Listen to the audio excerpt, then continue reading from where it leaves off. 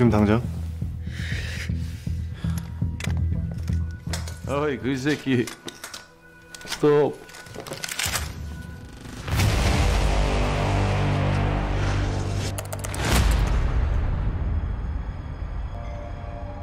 Bermula dari sebuah panti asuhan di daerah Filipina. Panti asuhan yang menampung anak-anak campuran Korea Filipina. Mereka disebut sebagai Kopino. Anak-anak yang ditinggal ayahnya saat ayah mereka masa kerjanya selesai dan pulang ke negara asalnya, yaitu Korea. Sementara istrinya akan menetap tinggal di Filipina. Jika sang istri sudah memiliki anak, biasanya ia akan titipkan anaknya untuk diasuh di panti asuhan Kopino Kims. Kopino Kims ini sebuah panti asuhan yang khusus menampung anak-anak yang memiliki keturunan Korea Filipina. Cuman saat ini panti asuhan Kims sedang masa sulit, terutama dengan keuangan. Dan panti asuhan ini juga sebentar lagi akan disita oleh pemerintah Filipina karena tidak mampu membayar pajak dan perbaikan panti asuhannya. Dan ini Marco, merupakan salah satu anak yang berasal dari panti asuhan Kims. Cuman ia masih bersyukur memiliki ibu, tetapi ibunya sedang sakit parah dan membutuhkan biaya operasi. Marco ini hidup tidak jelas di Filipina dan selalu berharap ayahnya akan datang dari Korea untuk menemui mereka. Berharap bisa merubah hidup mereka ke depannya. Nyatanya, sampai hari ini itu tidak pernah terwujud. Agar Marco bisa menghidupi kebutuhan mereka sehari-hari, apapun ia lakukan, dari mencuri, berjudi, dan sekarang ikut menjadi petarung di pertandingan tarung bebas. Meskipun Marco sudah dewasa dan dibesarkan oleh ibunya sendiri, ia selalu kembali ke panti asuhan untuk bertemu Kims, menanyakan kabar tentang ayahnya, berharap ada kabar dari ayahnya agar bisa membantu biaya operasi ibunya. Suatu hari, seorang bule kere yang kalah taruhan di tarung bebas mengajak Marco mencuri sebuah perhiasan yang nantinya jika mereka berhasil, uangnya bisa dibagi dan bisa untuk membiayai perobatan operasi ibunya. Akhirnya Marco menyetujuinya dan di malam hari mereka beraksi. Marco mencoba masuk ke toko tersebut lewat pintu belakang. Sebenarnya ia itu dijebak oleh si bule kere ini karena kesal sama Marco saat si bule kalah taruhan di tarung bebas antara Marco melawan orang Thailand, dan akhirnya Marco dihajar orang suruhan si bule kere tersebut. 10 orang melawan Marco sendiri membuat Marco babak belur, membuat Marco tidak tahan dan akhirnya kabur lari dari tempat tersebut. Tanpa melihat kanan kiri, Marco lari terus untuk menghindari mereka dan tiba-tiba Marco ditabrak oleh seorang cewek dan membawa Marco ke rumah sakit untuk diobati. Tapi ada hal yang janggal saat di rumah sakit. Padahal hanya ditabrak biasa dan hanya luka memar biasa. Tetapi kenapa Marco dari data-data pribadi dan sampai ia di ronsen juga dan kelengkapan datanya diperiksa.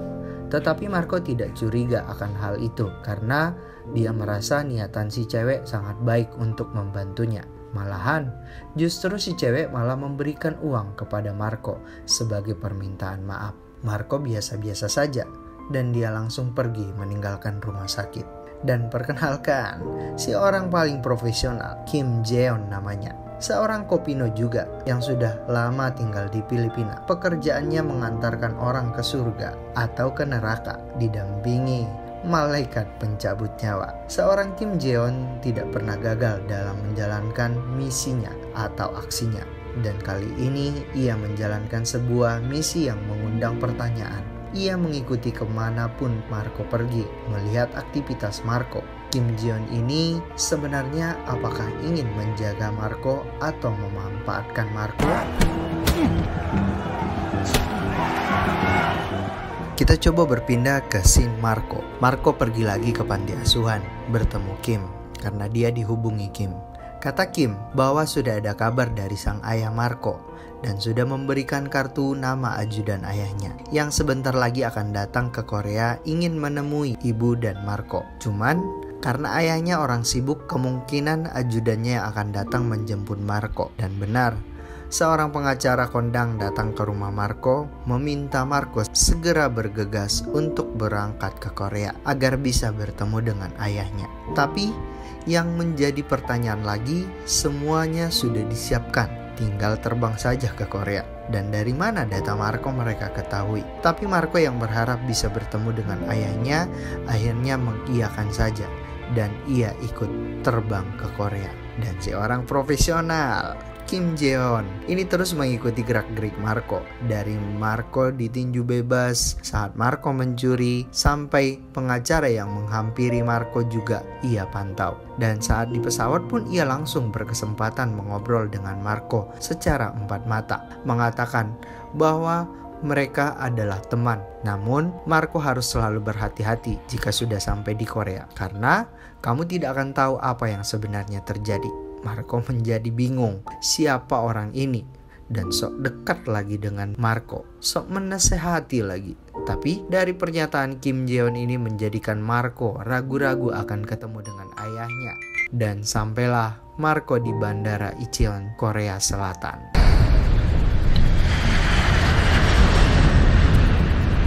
Dan perkenalkan, anak pertama dari ayah Marco bernama Achung. Saat ini ia menjabat sebagai direktur di perusahaan konstruksi Hogyong Group, dan dialah yang menyuruh pengacara itu untuk pergi ke Filipina untuk menjemput Marco agar Marco bisa bertemu dengan ayahnya yang saat ini sedang sakit. Achung inilah orang yang paling ditakuti di perusahaan mereka karena tidak segan-segan membunuh siapapun yang berkhianat dan ingin mencoba menjatuhkan Hogyong Group, meskipun itu orang terdekat dari ayahnya sekalipun. Langsung didor sama dia. Mengerikan. Contohnya seperti dua orang ini yang mencoba menyabotasi, mengabarkan kejelekan perusahaan mereka ke media.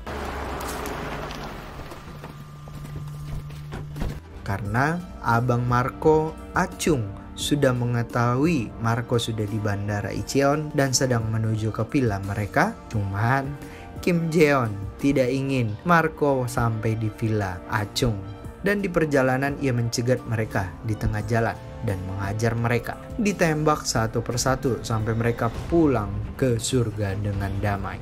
Hanya Marco yang hidup disisakan oleh Kim Jeon. Tetapi Marco masih bingung kenapa Kim Jeon ini mengikutinya terus sampai menghalanginya bertemu dengan orang tuanya. Merasa apa yang sebenarnya terjadi dan kenapa semua orang dibunuh oleh Kim Jeon. Dan ia juga merasa seakan-akan dipermainkan oleh Kim Jeon, yang akhirnya ia bisa lari dan masuk ke hutan sampai Kim Jeon tidak bisa mengejarnya. Setelah Marco lolos dari kejaran Kim Jeon, Marco mencoba menghubungi orang yang ada di kartu nama yang diberikan Kim saat masih di Filipina. Ia mencoba menghubungi orang yang bernama Kang Won-suk yang tertera di kartu nama untuk meminta bantuan agar diselamatkan dari Kim Jeon yang terus mengejarnya. Kim Jeon menemukannya lagi sedang menelpon di wartel Bang Ucok. Marco kabur lagi, dikejar lagi oleh Kim Jeon. Dikejar sampai masuk gang-gang kecil. Beruntung Won-suk berhasil membawa kabur Marco. Marco selamat lagi. Namun saat Won-suk membawa Marco kabur, ternyata mereka papasan dengan mobil abangnya Marco, Achung. Abangnya Marco melihat Marco di mobil Won-suk dan langsung mengejar Won-suk lagi. Kejar-kejaran mobil seperti Fast and Furious terjadi. Dan lagi-lagi mereka berhasil lolos karena masuk ke dalam hutan. Dan setelah berhasil lolos dari kejaran Achung dan Kim Jeon, Marco ingin meminta penjelasan ke Won-suk. Sebenarnya apa yang terjadi? Kenapa semua orang ingin memburu dan mengejarnya? Padahal Marco ingin bertemu dengan ayahnya saja. Dan Won-suk menjelaskan ke Marco. Sebenarnya Marco adalah anak kedua dari pemilik konsorsium Hogyong. Jadi mereka ini ada 3 bersaudara. Anak paling besar yang saat ini menjadi direktur konsorsium, dan yang kedua adalah Marco. Dan anak pertama itulah yang mengejar-ngejar Marco. Dan yang ketiga adalah seorang perempuan. Kita sebut namanya Siti Wong. Siti Wong ini adalah anak ketiga dari istri ketiga saat ini yang menemani ayahnya. Dan sekarang ayah Marco sedang sakit jantung di villa mereka di puncak Bogor. Dan kenapa abangnya buru-buru sekali ingin Marco ke Korea? Karena saat ini ayahnya sedang sakit dan tak sadarkan diri. Dan harus buru-buru ditolong. Sementara ibu tiri mereka, Nona Cheng, melakukan pemalsuan ahli waris yang ditandatangani ayahnya dengan materai 7.000. Dan di dalam ahli waris tersebut disebutkan jika ayahnya nanti mati, maka semua hak kekayaan ayahnya akan jatuh ke Siti Wong, anak paling kecil. Dari itu, abangnya Marco menyuruh Marco ke Korea dengan tujuan agar jantung Marco diganti dengan jantung ayahnya, dan berharap ayahnya bisa hidup kembali dan kekayaan konsorsium tidak jatuh ke tangan adiknya Siti Wong. Mendengar itu membuat Marco menjadi down dan pasrah. Siapa saja yang mau rela membunuh saya, ya silakan bunuh saja. Dan Won-suk juga mengatakan ia adalah seruan adik dari Marco, yaitu Siti Wong, dan harus membunuh Marco sekarang juga agar ayahnya tidak bisa tertolong. Beruntung Kim Jeon datang dari belakang dan bisa menggagalkan membunuh Marco dengan menabrak mobil Won-suk dari belakang. Marco berhasil kabur lagi dari kejaran Won-suk, dan Won-suk akhirnya disudahi masa tugasnya oleh Kim Jeon dan Won-suk dikirim ke surga. Tetapi saat ia berlari, ia malah ditangkap abangnya Acung dan dia dibawa ke villa mereka ke puncak. Dan di sanalah Marco akhirnya bertemu dengan ayahnya yang sudah terbujur kaku, yang masih tidur nyenyak, menunggu malaikat datang untuk menjemput. Marco meratapi kesakitan yang dialami ayahnya dan mengundang tanya di dalam dirinya, kenapa ia disuruh ke Korea. Tanpa disadari Marco langsung dibius untuk proses operasi. Kakak Marco merasa semua sudah berjalan lancar dan ayahnya bisa selamat setelah jantung Marco nanti dipindahkan ke ayahnya. Ternyata salah. Kim Jeon yang tak ingin Marco dioperasi langsung masuk menyelinap ke villa dan berpura-pura menjadi bagian tim dokter yang akan membedah Marco. Yang ternyata Kim Jeon mengacak-acak di dalam ruangan operasi, membunuh para penjaga di ruangan itu, membuat para dokter jadi kabur. Kim Jeon yang mencoba membangunkan Marco agar sadar dan rencananya bisa berlanjut, yaitu menyandra Marco lagi, yang sebenarnya tujuannya adalah memanfaatkan Marco untuk dijual ke Acung dengan nilai fantastis $10 juta. Jadi sebenarnya tujuan Kim Jeon mengikuti Marco adalah agar ia bisa mendapatkan duit sebesar $10 juta. 세상에 어떤 아버지가 자기 자식 새끼 심장 파서 지가 살겠다고 해. Setelah bangun, ia masih sempat melihat dan menceramai bapaknya. Kenapa setega ini melakukannya kepada Marco? Sudah diterlantarkan, sekarang jantungnya yang mau diambil oleh bapaknya. Setega inikah kau menjadi seorang ayah? Ayahnya masih sempat sadar dan mencoba memegang tangan Marco. Tetapi Kim Jeon memaksa Marco agar kabur dari tempat ini karena sudah tidak ada waktu lagi meratapi kesedihan. Karena abangnya sudah mendekat untuk menghabisi mereka, Acung sudah siap-siap di depan pintu untuk membombardir Kim Jeon di dalam ruangan operasi tersebut. Lagi-lagi Kim Jeon memanfaatkan Marco lagi. Ia menegosiasikan ke abangnya Marco untuk dananya ditransfer sebesar $10 juta. Kalau tidak, ia akan membunuh Marco. Ya, secara otomatis ayahnya juga tidak akan bisa diselamatkan. Dan jika ia mau mentransfer, ia akan menyerahkan Marco ke mereka. Acung ini bandel dan pelit juga. Ia masih ngotot tidak mau memberikan dana sebesar 10 juta itu. Ia masih tidak mau mengeluarkan 1% pun dari kantongnya, meskipun ayahnya sedang sekarat. Dan tiba-tiba dari belakang,